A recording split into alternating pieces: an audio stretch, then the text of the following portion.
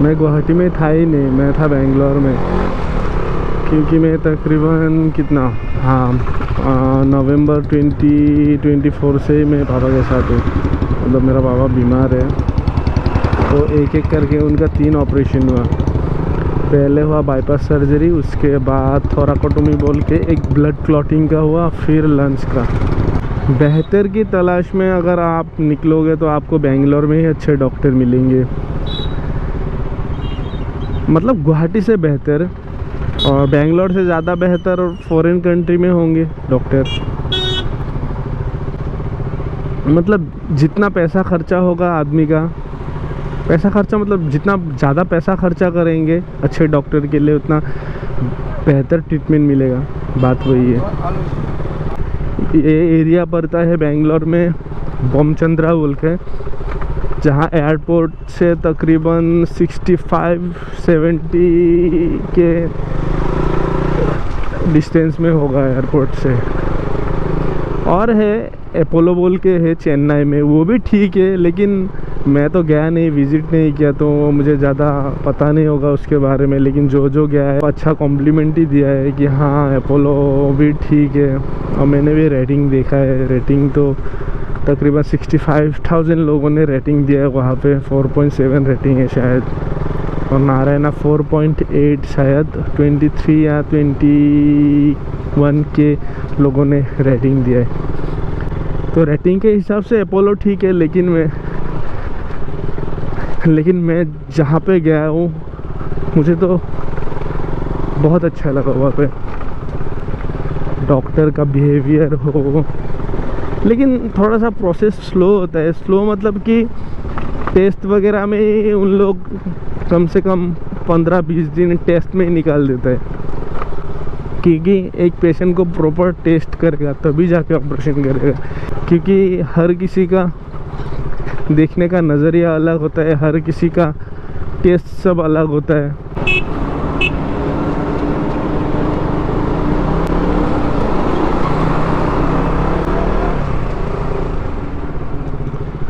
अल्लाह करे उन्हें मेरी उम्र लग जाए।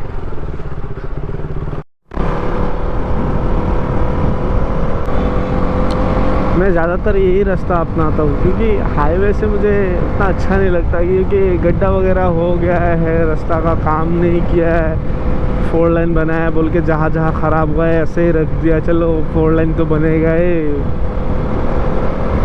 अभी क्या ठीक करना है पैसा खर्चा करके। तो यहाँ से आने का सुकून ही कुछ और है। लेकिन ये रास्ता ख़राब है, वहाँ से और एक रास्ता था। एक लेजेंड था, किसी को मिला होगा किताब में, शंकरदेव बोल के।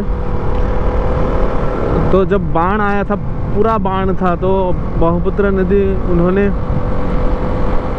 तैर के पार किया था, इसलिए तो उन्हें लेजेंड माना जाता है।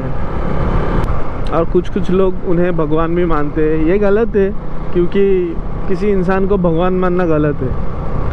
खुदा एक ही है और हमेशा एक ही रहेगा, जिसका ना तो कोई तस्वीर है ना तो कोई रूप है, बस। क्योंकि खुदा का कोई रूप नहीं होता, खुदा का कोई आकार नहीं होता, और खुदा का कोई तस्वीर ही नहीं, बस। हाँ, ये अलग बात है कि इंसान अलग अलग तरीके से उन्हें मानते, क्योंकि मैं ऑब्जेक्शन करूँगा मसला खड़ा हो जाएगा। बहुत लोग मेरे को बोलेगा कि नहीं तू ये गलत बोल रहा है, कि हम लोग मानते, तू कैसे ये बोल दिया कि ये नहीं हो सकता। तू अपने तरीके से मान, हम अपनी तरीके से मानेंगे। इसलिए मैं किसी को ऑब्जेक्शन नहीं करना चाहता। अगर कुछ बोलने में मेरा गलती हो गया तो मुझे माफ़ कर दीजिएगा।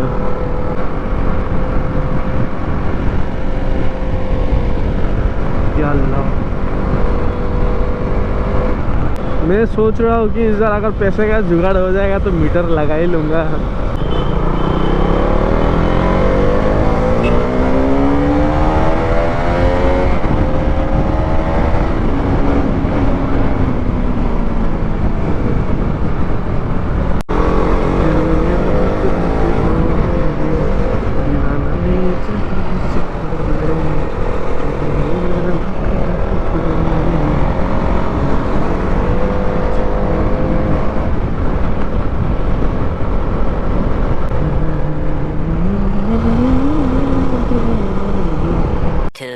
2,000 years later. अकेले अकेले ऐसे बाइक चला के घर जाना, ये भी एक सुकून है। ना कोई रोकने वाला, ना कोई टोकने वाला। मेरा माइंड में हमेशा एक ही चीज़ रहता है कि मैं कभी रात को उतना स्पीड नहीं चलूँगा, क्योंकि एक हिसाब है मेरा, ज़्यादा से ज़्यादा 60 या तो फिर 70, उससे ज़्यादा नहीं। क्योंकि मेरा मीटर ख़राब है, फिर भी मेरे को मतलब एक आइडिया रहता है कि हाँ स्पीड इतना तक आया है, अभी अगर उतना उसके ऊपर जाएगा तो धीमा चलना है, और उससे अगर कम है तो कम ही है, लेकिन दिन में जैसे तैसे चला जा सकता है, क्योंकि 110 120 कभी कभी तो टॉप स्पीड भी उठ जाता है, कभी कभी 138। लेकिन बहुत दिनों से टॉप स्पीड उठाया नहीं, लेकिन क्योंकि मैं तकरीबन 1 महीने के ऊपर बाइक नहीं चलाया था, और अभी इतना स्पीड जाने का भी मन नहीं है, क्योंकि इतना दिन बाइक नहीं चलाया तो कॉन्सेंट्रेट थोड़ा बिगड़ भी सकता है ना। तो धीरे धीरे अभी तो 2 दिन चलाया बाइक जब बेंगलोर से आया, और इतना जोर जाके फ़ायदा भी नहीं। कभी कभी ऐसे ही मतलब पता नहीं, एक बॉडी में एक अनोखा कीड़ा एक होता है, वो अटैक कर देता है तो भगाने का दिल करता है कभी कभी। लेकिन अभी मेरे को थोड़ा इससे ऊपर का सीसी चाहिए। अभी 200 थोड़ा ऐसा लगता है कि नहीं, पॉकेट बाइक टाइप हो गया है, बच्चा जैसा हो गया है, क्योंकि अभी तो एज भी हो चुका है ना। 390 ठीक होगा। या मेरा ये बाइक लेने का बहुत मन था। कौन सा था ये? SRK 400 क्यूजे मोटर का, लेकिन शायद मेंटेनेंस खर्चा आएगा इसका, लेकिन इनकम सोर्स नहीं होने से कैसे मेंटेन करूँगा। इसलिए कुछ सपने देखने से पहले इनकम सोर्स के बारे में सोचना चाहिए, क्योंकि मैंने ऐसे बहुत लड़कों को देखा है जोश में अच्छे बाइक तो ले लेते, लेकिन मेंटेनेंस में उनको बहुत दिक्कत होता है, क्योंकि उन लोगों को भी समझ है कि नहीं इनकम सोर्स नहीं है, इनकम तो करना है, फिर भी एक शौक़ होता है ना लेने का, बस अपने शौक़ पूरे किए जाते हैं। मुझे भी शौक़ पूरे करने हैं, लेकिन ऐसा नहीं कि मेंटेन ही ना कर पाओ लेके तो क्या फ़ायदा।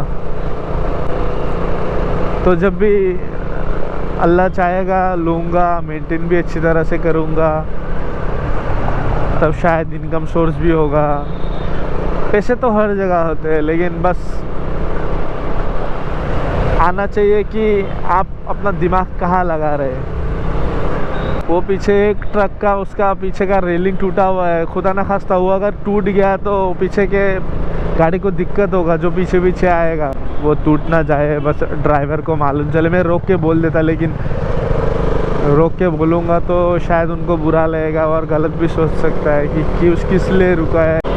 आते आते अचानक याद आया कि घर के लिए कुछ लेना है, तो मैंने आम लिया 2 किलो।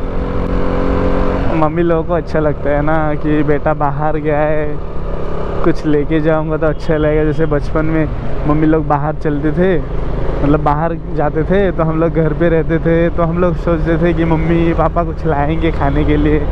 अभी बुढ़ापा आ गया है ना उन लोगों का, तो हम लोग बाहर आते हैं ना, तो उन लोगों का सोच ऐसा बच्चों जैसा हो गया है, मतलब सोचते हैं कि कुछ लाएगा खाने के लिए। अच्छा लगता है ना वैसे भी, और वैसे भी मम्मी लोग ज़्यादा बाहर घूमते नहीं, उन लोगों के लिए कुछ खाने के लिए ले जाने से अच्छा लगता है ना उनका दिल। इसलिए हर किसी को मैं यही बोलूँगा कि अगर आप बाहर आते हो घूमने के लिए तो भले अपने पापा के लिए ना लो, क्योंकि वो तो बाहर आते हैं कभी कभी, अपने मम्मी के लिए ज़रूर लो यार। मम्मी एक ऐसी दुनिया का ऐसा वाहिद एक इंसान है मम्मी पापा की, बस एक ही है, और वो कभी रिप्लेस भी नहीं हो सकता आपके दुनिया में कोई भी। दुआ है कि सबकी मम्मी पापा को खुदा लंबी उम्र दे। मेरा बैग बहुत भारी हो गया है, अभी मेरे को दिक्कत हो रहा है थोड़ा सा बाइक चलाने में। चलो कोई बात नहीं, रात को जितना भी गर्मी हो, रात को बाइक चलाने में ठंडा लगता है, क्योंकि टेम्परेचर लो हो जाता है ना। सोचा ही था मैं बाइक चलाने के स्टार्ट में कि मैं रेनकोट पहन लूँ, क्योंकि मैं हमेशा समर में बैग में रेनकोट लेके ही निकलता हूँ। समर में नहीं, मैं विंटर में भी रेनकोट अपने पास ही रखता हूँ, क्योंकि लॉन्ग राइड करने में अचानक पता नहीं कब क्या हो जाए, और ठंडा लगने से रेनकोट भी काम आ जाएगा जैकेट का। तो जाहिर है समर में हमेशा रेनकोट बैग में रहना चाहिए, क्योंकि बारिश हो जाएगा, आपको रुकना पड़ेगा, आप घर नहीं जा पाओगे, लेट हो जाओगे। तो जितना भी बारिश हो आप रेनकोट पहन लीजिए, टाइम पे घर पहुंच जाएंगे। मम्मी पापा को सोचने का मौका भी नहीं मिलेगा कि बेटा बाहर कर क्या रहा है। मतलब उन लोगों को एक ख्याल आता है ना कि क्या कर रहा हो पता नहीं, क्योंकि बाइक लेके जब हम लोग निकलते हैं ना, क्योंकि मतलब अंदर ही अंदर मन में कुछ अजीब सा सोच रहता है ना इंसानों का कि क्या हो गया क्या नहीं।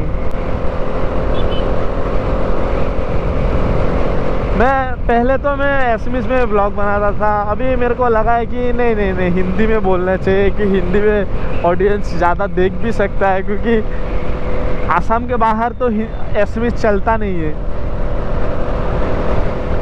बहुत कम बंगाली चलता है। लेकिन मदर लैंग्वेज एसएमएस है ठीक ही है, लेकिन हिंदी लैंग्वेज तो नेशनल लैंग्वेज है। हिंदी तो बहुत सारे लोगों को हिंदी आता है, लेकिन एसएमएस बहुत कम, सिर्फ आसाम के लोगों को एसएमएस आता है। अगर कभी मौका मिले कि बाहर जाने में जाके एसएमएस सिखा के आऊँगा। मुझे तो इंडोनेशिया जाने का बहुत मन है, क्योंकि इंडोनेशिया में इंडियन रुपी का वैल्यू ज़्यादा है, तो वहाँ पे मतलब घूम फिरने में मज़ा आएगा।